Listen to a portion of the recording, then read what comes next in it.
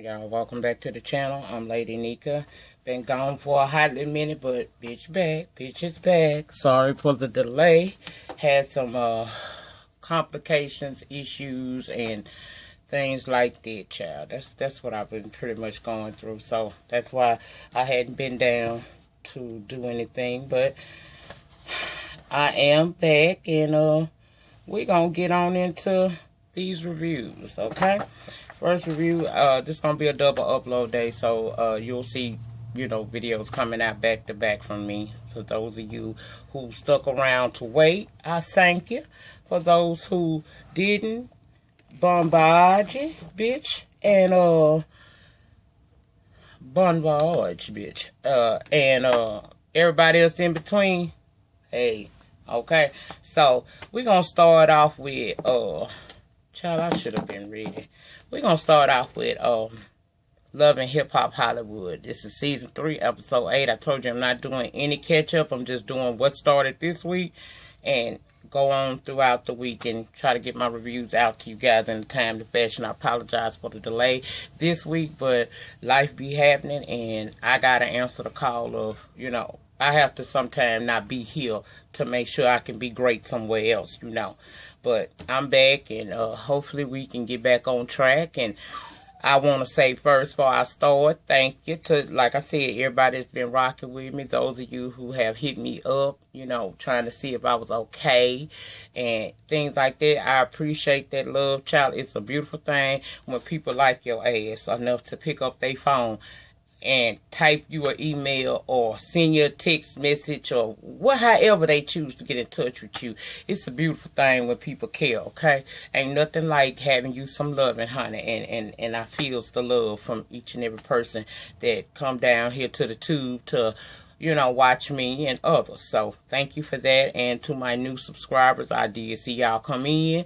I haven't formally had an opportunity to say hello, so let me start off by saying hello. Welcome to my family. Over here, we keep it kind of lighthearted. We tell it like it is. We accept responsibilities where responsibility lies, and we don't play victim. We just keep it moving. We are the epitome of strong hoes over here. And if you's a dude, you's a strong hoe too, okay? So, going forward, Love and Hip Hop Hollywood Season 3, Episode 8, Forgive or Forget, okay?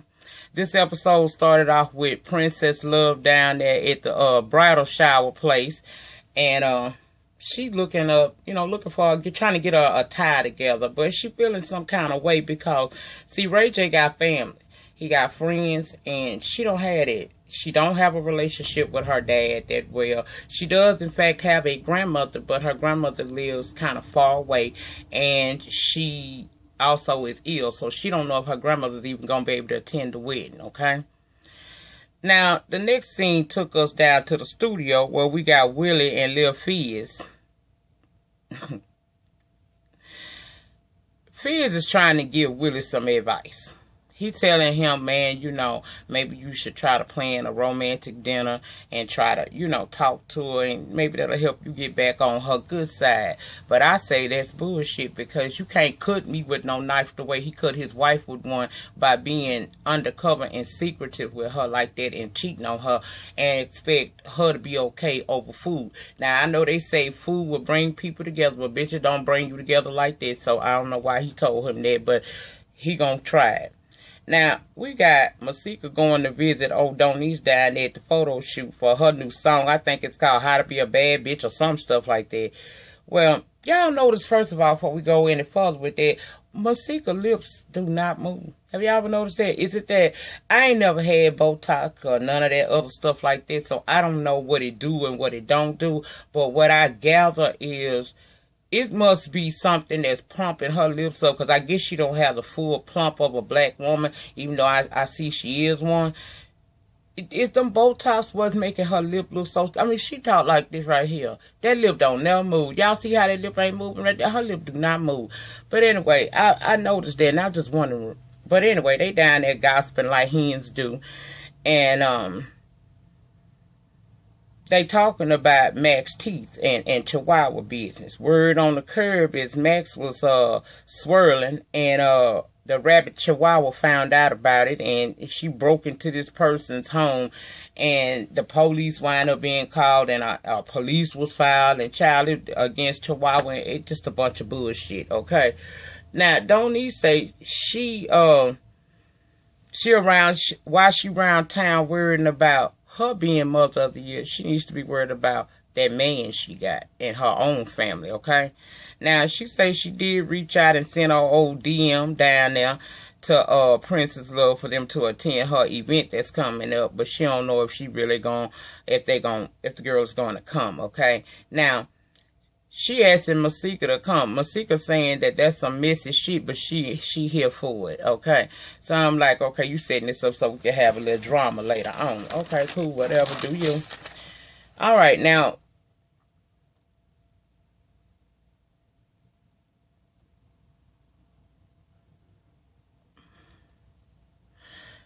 Princess Love was okay. At the beginning of this episode, she wasn't at the bridal shop. She actually was just, I guess, I don't know what the hell she was, but she was feeling it down in her spirit because her parents, she ain't got no friends and family like Ray J do. Now, the next scene that we're going to talk about is when she was at the bridal shop and she trying on dresses, of course, and she's still a little sad. She feeling, kind of like, who going to be here for me? She want to see her mom. Her mom was supposed to come, but she couldn't make it.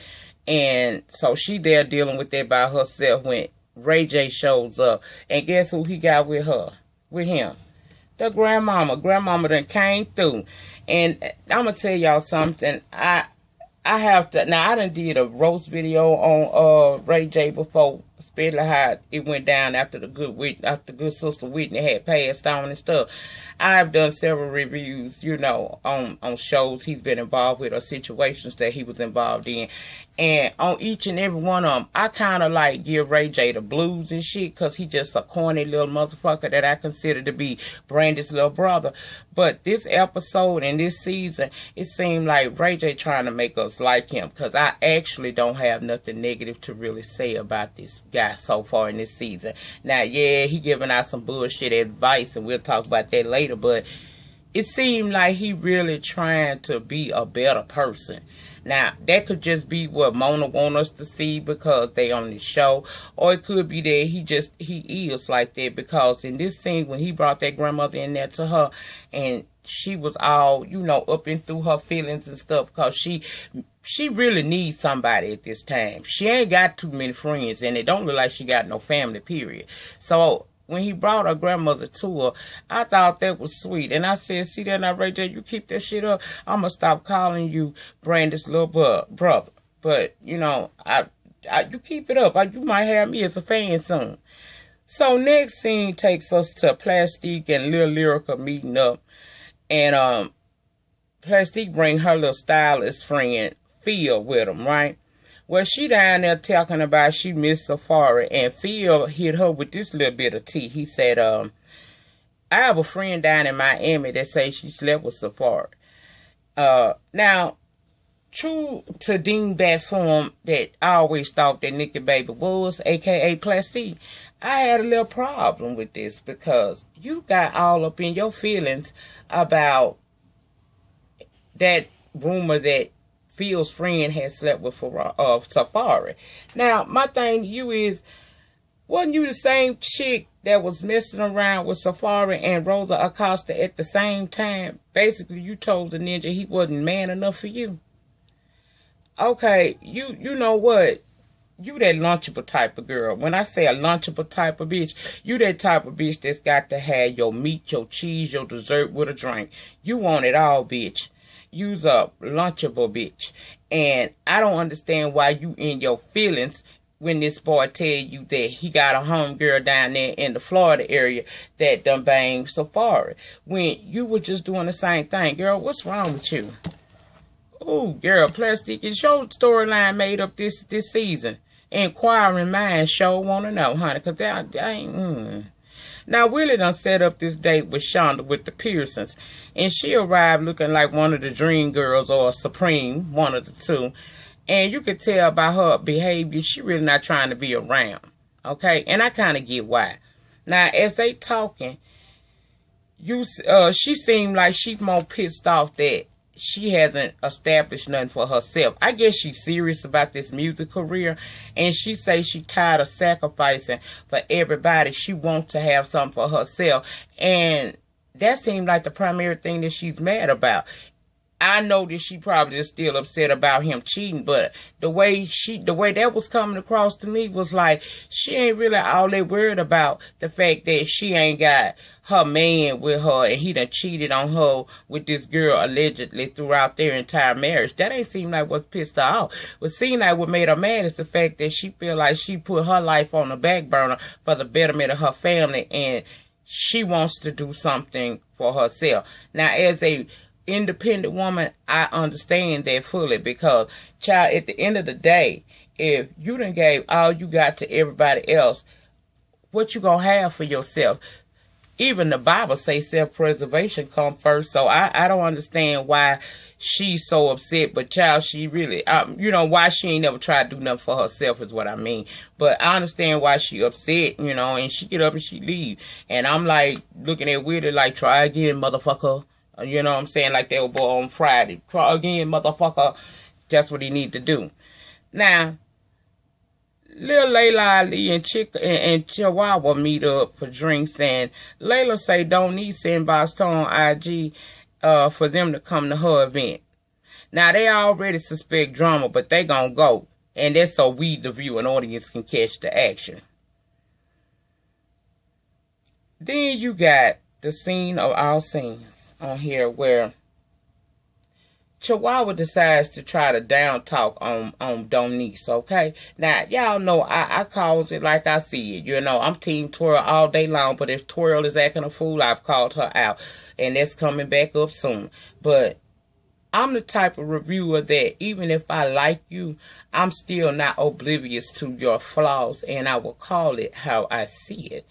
And when Chihuahua decided that she was going to sit there and talk about how she gonna have a song or whatever that is, bad bitches or whatever, when you ain't no bad bitch yourself.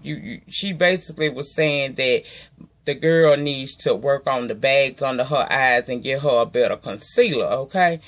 And that would have been good. A good little read if it was coming from maybe Layla Ali sitting across the street from me, across the table from you. Layla is Princess Love, little Layla. So that would have been cool if maybe it was coming from somebody like her. But Brandy boy, Brandy Chihuahua boy, girl, how the hell are you gonna sit here and talk about anybody else and what they need to do? That kills me. Motherfuckers that look like the bottom of somebody's damn dirty ass foot is quick to have something to say about another person. But when you pull that mirror up to yourself and you look in that bitch, what the fuck do you see, girl? Because I tell you what I see. I see a black anise, and y'all might be saying, what the fuck is a black anise, Lady Nika? Black anise is a black girl that's mixed with Asian, but the only part of her blackness that we can visibly see is that mouth and possibly that attitude. But the rest of her say Asian white woman all over her because she ain't got nobody. Girl, you built like a 2-year-old. I don't know how Max fuck you, because I would be feeling like I'm a pedophile if I was doing it. And you got the nerve to sit up and talk about this lady like she less than, when you sitting up here looking like the bad version of the black anise. Because there's some bad motherfucking black anises out there. But you not one of them. You got your mouth like a black woman. Your stupid ass attitude I can identify with as maybe being something that comes from your black side. But girl, you are built up and down. You look like a fucking string of noodle, bitch. You look like a piece of pasta. You is straight up and down, and you got the nerve to talk about this girl. Not to mention, not only do you have that issue, you dating a man with a bunch of teeth in his fucking mouth, and you yourself look like you got a bunch of teeth in your fucking mouth. It just look like yours is, I don't know, yours is like, look like a shopping center. It's a cluster there, a cluster there. Now, one may say, bitch, how you gonna talk when you got gaps in your teeth? Easy. Because I'm not tearing nobody motherfucking ass down. I can change that if I choose to. And B, they at least the motherfuckers is straight and white. They are not discolored. They ain't all over the place. It's a space, and that's it, bitch. Either you live with it or you don't. I'm not on national TV talking down on somebody, and I know I got flaws too. I always wonder, do people that talk about folks all the time, especially their aesthetics, ever take the time to shine that light on their ass to see what they look like? Because you around here, most of y'all think y'all looking good and y'all looking curious as fuck. But she pissed me off with that. So my thing to her is black and East bye. Now, Steak Sauce, Ray J, Shitty Boy, Tell 'em, and Safari are all out for drinks, looking like the Hollywood version of the Creep Squad. And Safari talking about what went down between him and Plastique. And Ray J, they're trying to give him advice. This is where Ray J reminds me that he is Brandy's little brother, and I don't be here for his shit. Because he gonna tell him, man, you need to give him 3 words. Give him 3 words. I want it all. First of all, I want it all is 4 words. And then 2, how he gonna make any demands when he a pussy boy? He can't even think for himself. He down here asking y'all questions that really he should know the answer to, okay? But, okay, they gonna tell him he needs to wear some type of head buds when he go out with Nick. I guess they gonna help him out or whatever. My thing is, you know what? Safari, man up and use your own mind, yo. Stop trying to understand or do nothing that somebody else tell you to do. It's good to get advice, because when I'm about to make a major change or adjustment in my life, my leg going to sleep and I'm sitting on this stool. When I'm about to make a major adjustment in my life, I may seek others' opinions about it or their thoughts on it. But the ultimate decision will lie with me, because I am my own woman and I think with my own mind. You a nice dude, but you corny as fuck and you immature as hell. I don't get that. Now let's go on down to Donnie's event, and she's saying she not sure if Princess and them gonna really show up, because Princess did reply back LOL, but child, they there, and they there with a sidekick. Well, Moniece decided that's the time for her to get up and spill tea about Chihuahua situation, which made Chihuahua upset, and of course it pissed off Princess as well, okay? Out of nowhere, Miss Layla decides she gonna make a beeline for Donniece, and of course security don't allow it, and I'm like, girl, why is you even bothering it? Y'all, you know they not finna let y'all fight, so why you keep getting up, acting like you about to do a track and field event and whoop a bitch ass when you know you ain't gonna get nothing but maybe 2 feet to her before security stop you? And don't need sitting up there, because y'all keep not hearing me when I tell y'all this. Quiet crazy is that's the deadly crazy right there, okay? It's one thing when a bitch got a mouth on her and she always popping off. I ain't saying that hoe scared, but I'm saying that hoe there putting her cards out there. You pretty much know what all she gonna do. But a quiet bitch that sit back reserved and let you do shit and say shit and act a certain way, you don't know what they doing. You don't know what's going on up here. Quiet crazy will kill you. And if y'all noticed, Moniece was sitting up there unfazed and unbothered by that shit. That bitch was laughing and everything else, smiling, because she told us season 1 she ain't rap tight. Ain't this the same girl that sat down calmly at a bar, and before we knew it, she had done wrapped a bitch hand around her head like she was a Burmese python and was ready to waylay on that bitch? Ain't she the same bitch from season 2? This is how the crazy go. She's so fucking crazy. This was the same woman that spent season 2 trying to get Father Time, aka Rich Dollars, to marry her, and was pushing his ass to do that shit when everything fell apart for her. So one thing we know about Moniece, she ain't never fucking scared, and the bitch don't give a damn, which makes her a deadly opponent, because she ain't got nothing to lose. Keep running up on her, Princess. You got something to lose, little Layla. I like you, and I think you about that life, but girl, don't let the quiet fool you. Don't think you gonna keep running up on her. Something gonna happen, okay? I keep telling y'all, mark my words now. Now, later on, we see Willie moving in with Lil Fizz. And, child, I say, ain't they just the cutest couple? Because I don't give a damn. I'm not homophobic. Y'all know I'm a complete supporter of the LGBT community. As long as my baby is a part of it, I will be a part of it as well. So, it's not me being homophobic when I say this, but why them 2 gay motherfuckers moved in with each other? That's too much temptation. They're going to be tempted to do something soon. Okay, anyway, closing. Safari got these earbuds on like Ray J done told him. And he waiting for Plastique to show up. And she shows up.